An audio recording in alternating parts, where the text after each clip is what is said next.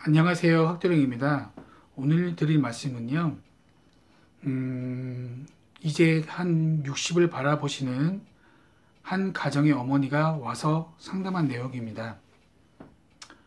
이 어머니가 찾아오실 때는 그냥 오신 게 아니라 제 지인의 소개로 저를 찾아오게 되었습니다.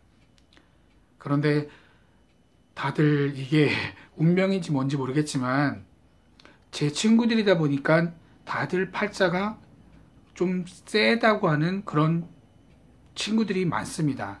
그리고 무속인 집에 가서 그 무속인이 뭐 실수를 한다던가 아니면 뭘 좀 잘못한다고 하면 무속인을 나무라거나 아니면은 속히 말해서 안 좋은 이렇게 손짓까지도 하는 그런 친구들이 제 주변에 좀 있습니다.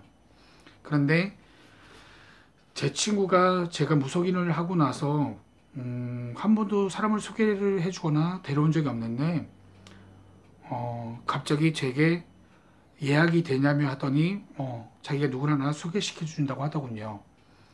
그래서 데려온 분이 자기가 아는 친한 언니의 친구. 근데 그분은 나이가 좀 있으신 올해 한 60 정도 되시는 분입니다. 그런데 그분을 점사를 보는데 너무나도 힘이 들었습니다. 생전 저번에 찾아오셨던 분들하고는 차원이 틀릴 정도로 너무나도 힘이 들었습니다. 이분이 오실 때 상황이 어땠었냐면요. 금전으로 완전히 바닥을 친 상태였고요. 그리고 금전으로 바닥을 쳤으면 거기서 본인이 다시 노력을 해서 다시 살아나면 되지만 문제가 뭐였었냐면요. 바로 자식이었습니다. 근데 그 자식 중에서도 큰 아들이었습니다. 이 큰 아들이 어느 상황이냐고 하냐면 아예 사업이 라고 말을 할 수 없을 정도로 속기면 여태까지 사업체를 끌고 온 게 빚과 빚으로 끌어온 형국이었습니다. 근데 그 빚의 80% 이상은 이 어머니가 갚아주시는 그런 형국이었고요.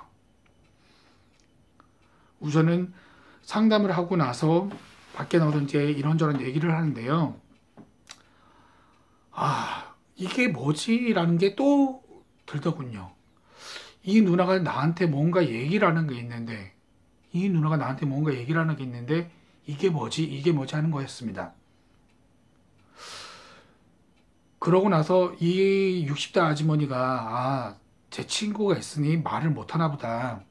그러면 연락처를 저에게 주세요 하고 나서 다들 돌려보낸 다음에 제가 다시 연락을 드렸습니다.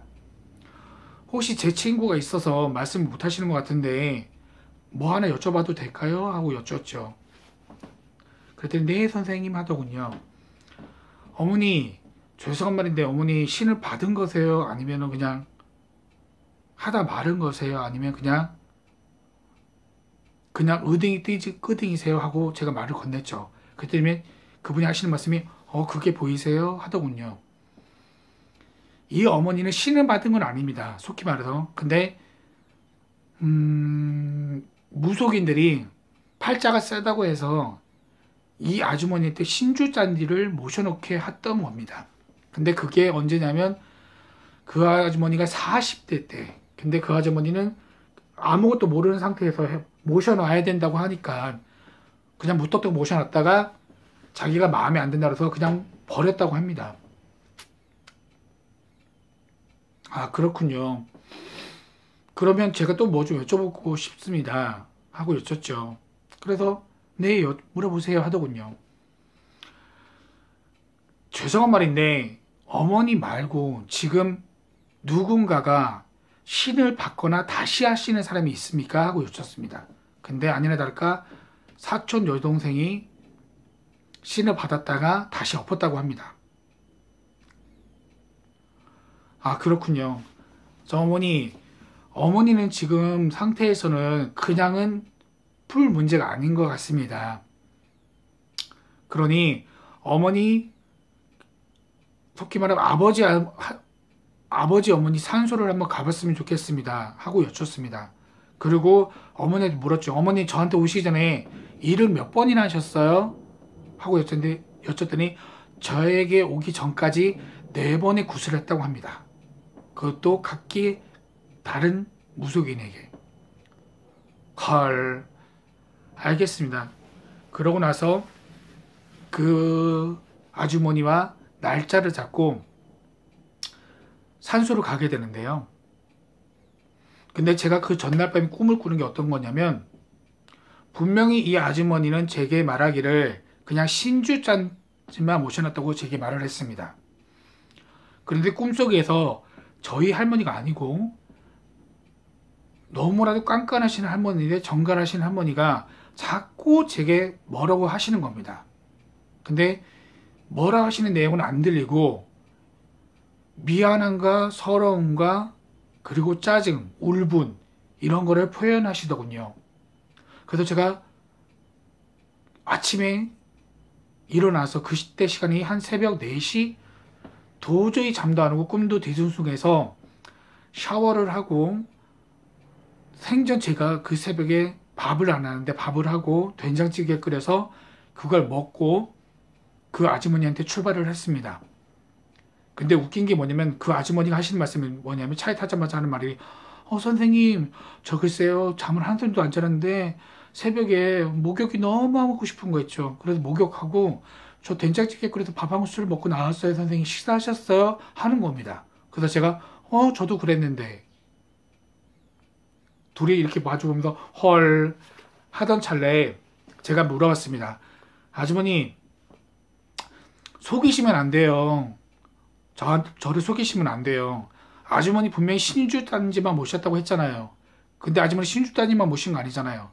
아주머니 입으로 말문 다 터졌잖아요. 그리고 아주머니 어떤 분 받으셨죠? 신굿 한 거나 마찬가지잖아요. 그게 무슨 제수굿이고 무슨 그게 눌림굿이에요. 그랬더니 그 아주머니 하신 말씀이 뭐냐면, 차마 자기가 그런 얘기까지는 할 수가 없었다고 합니다. 왜냐면 말을 뱉게 되면 혹시라도 자기가 잘못될까봐. 그래서 제가 참 어이가 없어서 알겠습니다. 우선은 그럼 산소로 가죠. 그리고 산소로 가는데 운전을 하면서 그 몸의 눌림이라든가 머리 아픈 거라든가 몸이 아픈 거에 너무나도 고통스럽습니다. 그런 제 모습을 보시면서 아주머니도 미안해 하셨고요. 그러면서 제가 하는 말이 뭐냐면, 이 산소에 분명히 문제가 있는 것 같다. 아주머니가 안 되고 자식이 안 되는 이유는 분명히 있는 것 같다. 그리고 산소를 언제 가보셨나요? 하고 여쭸더니 자기 친오빠도 그렇고 자기도 그렇고 거의 한 2, 3년을 안 갔다고 하더군요. 그래서 안 간 이유가 뭐냐면, 산소 앞에 개천이 있는데 그 개천 건너에 펜션이 들어섰다고 합니다. 그래서 그 펜션을 통과해서 가기가 뭐해서 산소를 안 갔다고 하더군요. 참나 어이가 없었습니다. 그래서 우선은 가자고 하고 가서 어느 정도 갔을까요? 제가 너무너무 죽게 해서 차를 멈추고 오바이트를 하고 약을 사 먹고, 제가 아주머니를 보고서 하는 말이 안 죽은 게 다행인 줄 아세요? 하는 겁니다. 그러고 나서 그 산소 언저리에 차를 주차를 하고 펜션 사이를 지나서 개천을 건너서 산을 올라가는데, 산도 그렇게 높은 산이 아니었습니다. 얼마든지 자기들이 갈 수 있으면 갈 수 있는 그런 높이였습니다. 가는 내내 참 어이없다는 말만 나오더군요.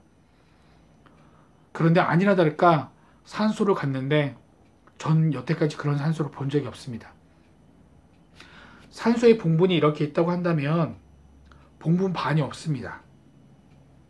파헤쳐서, 동물이 파헤쳐서.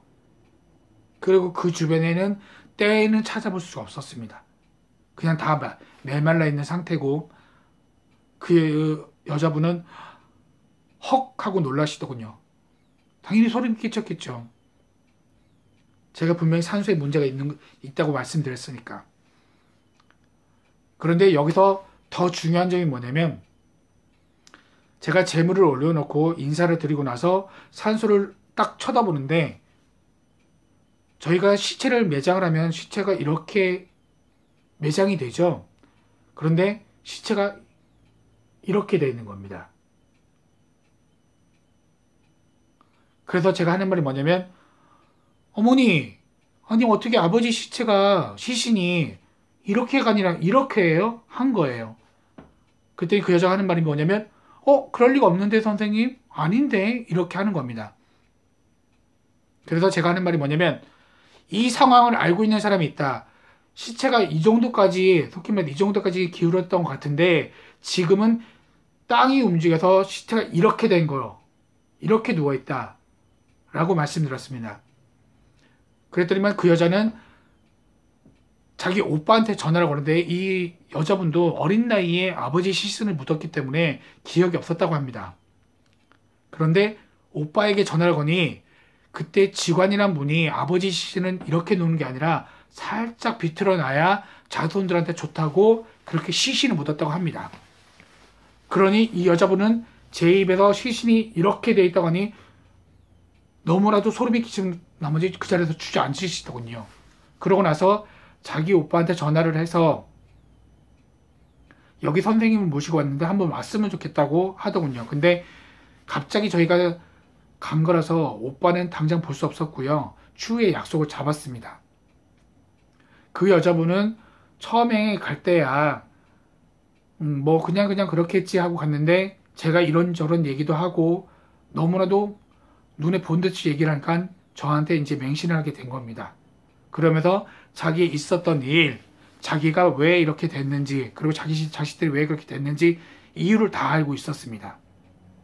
그리고 또 하나의 문제가 뭐냐면 이 여자의 어머니가 지금 병원에 계신 지가 한 9년, 8년? 그것도 노인병원에서 의식도 없으신 상태에서 누워 계셨습니다.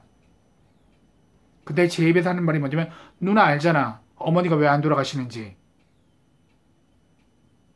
대답은 뭐였냐면 네 선생님 알아요. 심벌전이겠죠 하더군요. 맞아. 그거예요. 본인들은 어머니가 지금 빨리 돌아가셨으면 하고 하는 바람도 알겠는데 이 심벌전 때문에 그렇다라고 말씀드렸습니다. 그리고 모든 것을 정리하고 나서 다시 법당에 오고 이인율학께 말씀드렸습니다. 굿을 5번인가 4번인가 했다고 한다면 굿하는 도저히 이런 얘기가 전혀 안 나오던가요? 누나의 그런 상황을 전혀 못 잡아내던가요?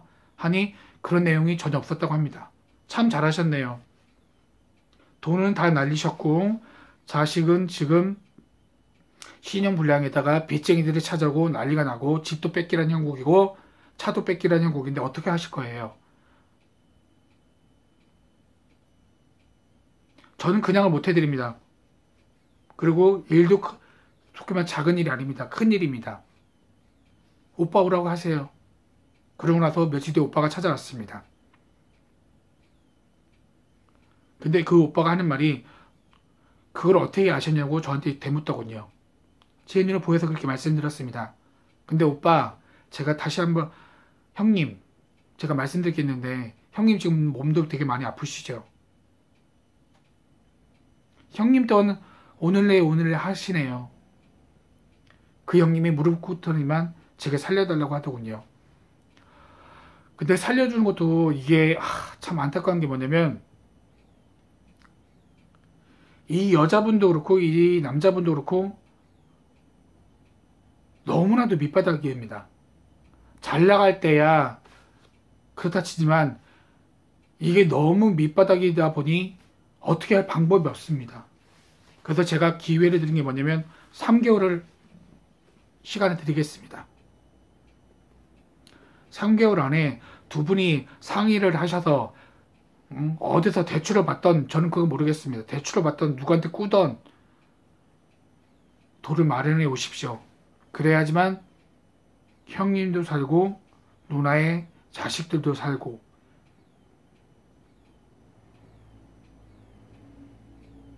근데 사람 욕심이라는 게 어떤 건지 아세요, 여러분들? 그렇게 말씀을 드렸잖아요. 그죠? 그리고 본인들이 어떻게 살아야 된다고 제가 말씀드렸어요. 그런데 요즘 들어서 전화를 하면 하는 말이 뭐냐면 제게 그냥 공수만 듣길 원하고 어떻다는 얘기만 듣길 원하고 굿에 대한 얘기는 하나도 없습니다. 자기들이 저를 만나고 좀 편안해졌다고 합니다.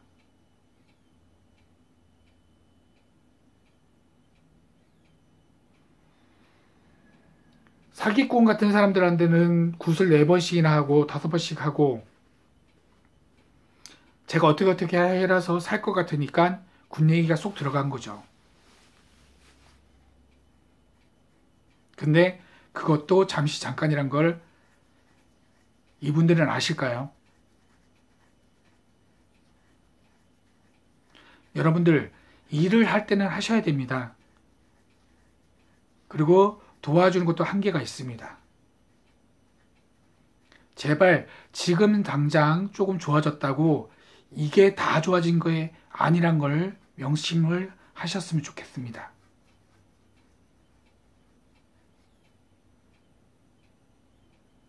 그렇죠. 돈이란 걸 마련하는데 힘들고 당연히 아까운 마음도 드시겠죠. 그런데 본인들이 살려고 하신다면 제발 현명한 선택을 하시길 바랍니다. 자, 오늘은 여기까지고요. 학도령 구독해 주셔서 감사합니다. 구독 한 번씩만 눌러주세요.